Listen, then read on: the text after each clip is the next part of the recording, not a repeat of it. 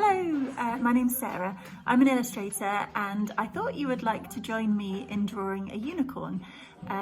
We're all indoors a lot at the moment and so I thought it might be helpful. So I've got lots of unicorn pictures, they're one of my favourite things to draw, and horses are quite tricky. It's taken me lots and lots of practice, so take your time, don't worry if you get it wrong. Just do your very best and hope you enjoy it. A few examples of my unicorn cards that I have available in my Etsy shop. Go at drawing something a bit like this. It's called Under the Rainbow. And starting with a pencil and try and press lightly because then it's easy to correct if you want to rub it out. So the unicorn's looking up in the picture. So start with just a diagonal line. Then we're going to draw her horn. So just line going up. And then a thin triangle line coming down like that. And then a little line that goes up to her ear, so a little line and then back up again to the point of another triangle.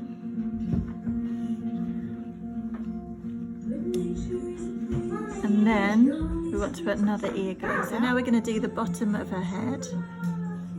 So go back to the front line. You do a small curve going round, then a line to the start of the horn, finish your line there. And then horses have quite big cheeks, so you can do a semicircle curve that goes round and finishes level with the back of the ear. Okay, so we're going to move on to her neck. So it's a big curve that comes down like this.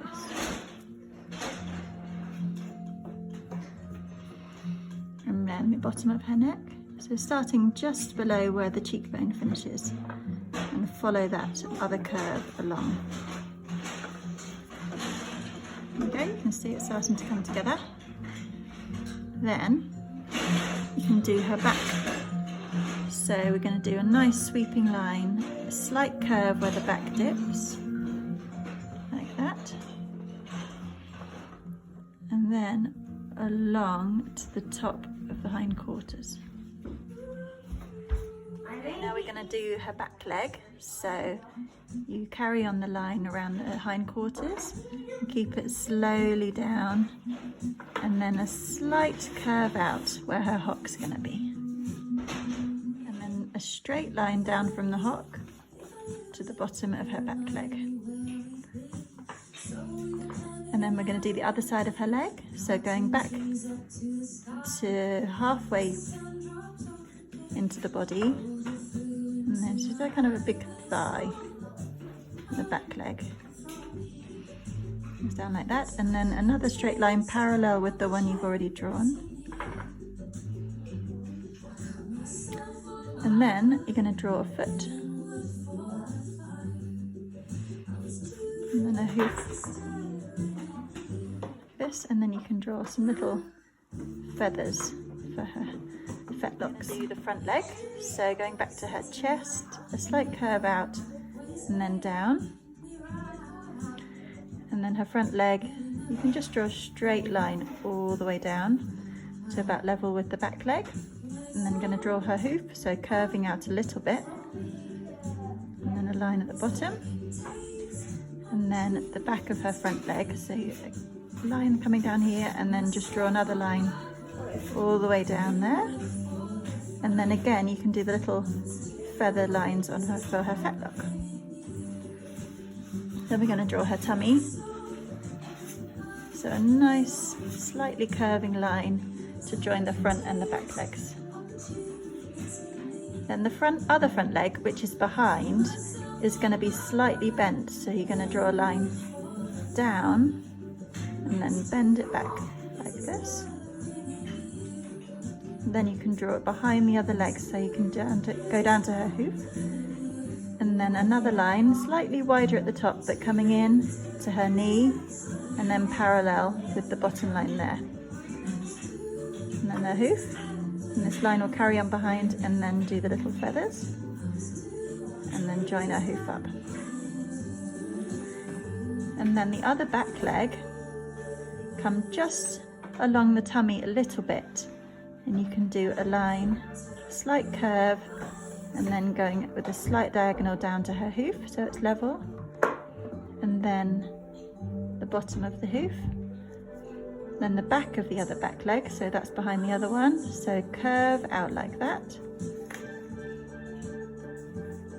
and then down, and then the little feathers again, and then draw her hoof in. Okay, moving on back to her head, I think we can add in an eye, so just a little round eye, and if you want to, you could do a little curve and draw her some eyelashes. And then for the nose, like that, and then some beautiful mane and a forelock. So you can do this. You can do it as long or as short as you want, and some other mane lines, so nice wavy lines, flowing mane down the side of her neck.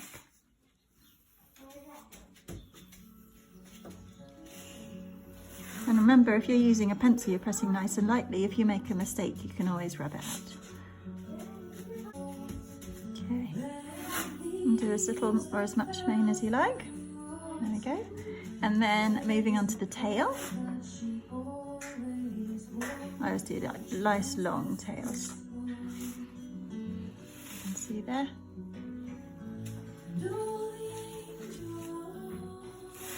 And done nice and wavy. There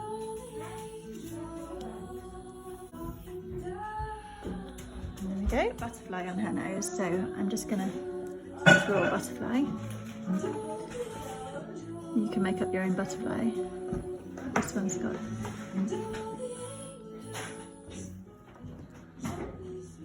so a little line with a loop and 2 antennae. And then for the wings, you can draw a line going up, curve it round, and then back to join up with the start of the front line. And then another line for the back wing, some like a teardrop shape the other way around. And then the other wing to go behind, you start at the same point as the beginning and go up, and just a little bit shorter and tuck it behind so it looks like it's behind. It's got its wings slightly open. Then you could do a little bit of the other wing there. And then this is going to be the patterns inside the wings. You can do whatever you want. I'm just going to do a few spots and teardrop shapes. There we go. And then along the bottom, you can draw some flowers. Just some long waving lines.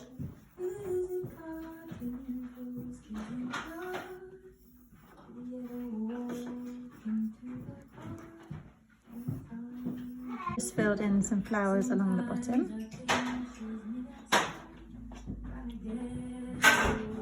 So if you want to add a rainbow, you can do.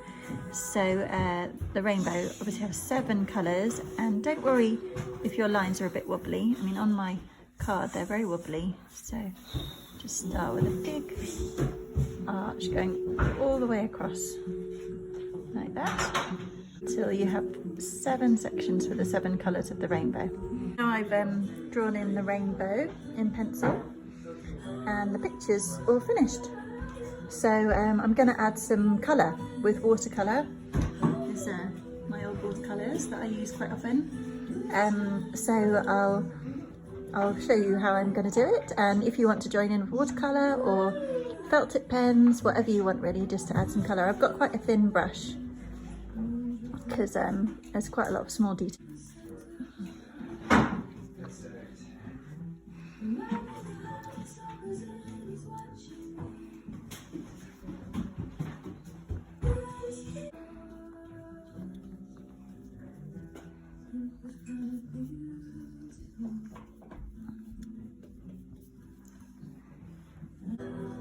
Okay, and if the colours are not blending so well, just put a bit more water on your brush and then just go over with water, and it will stop the kind of streaky brush lines that you can sometimes get. There we go, there's the red done. And also added orange. Added all the colours of the rainbow all the way across. And next I'm going to start working on the unicorn's mane, and the unicorn, I think I'm going to leave her white, but I'm going to do the mane light pink and purple. Okay, so I'm just getting some pink on my brush. So their mane is done, and while I've got pink on my brush, I'm just going to do little feathers on her fetlocks near her feet. So I'll do those pink as well. And then I'm going to get a bit more pink to do her tail.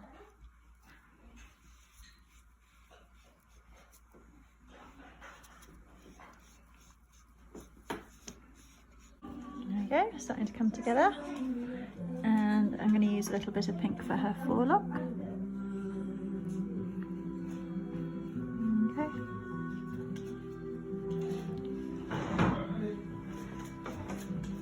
For her hooves. There we go. Now I think I'm going to paint the butterfly. I'm just using a little bit of purple for the butterfly. And you can also do this whatever colours you like. I'm just going to let that dry before I add another colour. So I'm waiting for that to dry. I'm just going to do some of the flowers. Some yellow.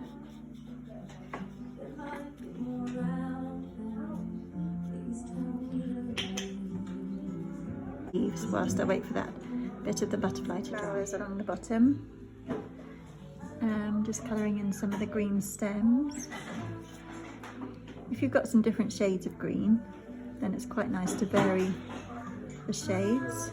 Stems behind, and it doesn't have to always follow the pencil line. I painted all the flowers along the bottom with a darker green, and you can see I started with the lighter green, just putting some in myself just with my brush, so you might like to do that as well. Put some light green grasses along the back there,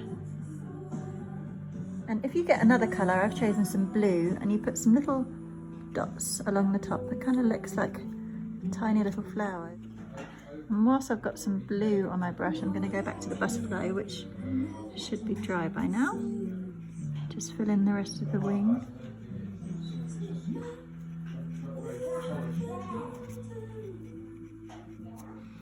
And while I've been painting, the paper's gone slightly curvy where it's got wet and then dried again. But if yours does that, once you've finished, you can just put it under some books for the night, and that will flatten it out.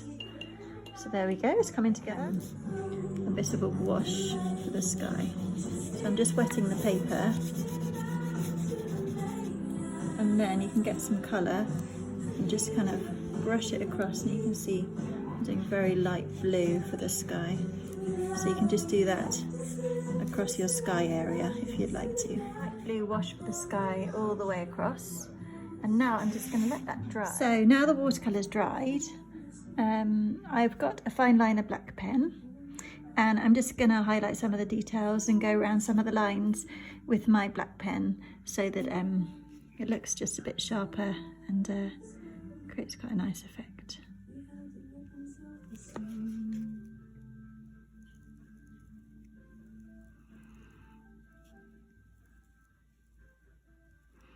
So I've just finished with my fine liner. I've gone over all of it, or most of it, not all the flowers, with the fine liner. Press quite lightly, because you can, it doesn't matter if it's not exactly over your original lines. Now I've even added some more bits of her mane in to just add a bit more detail, a few more curls.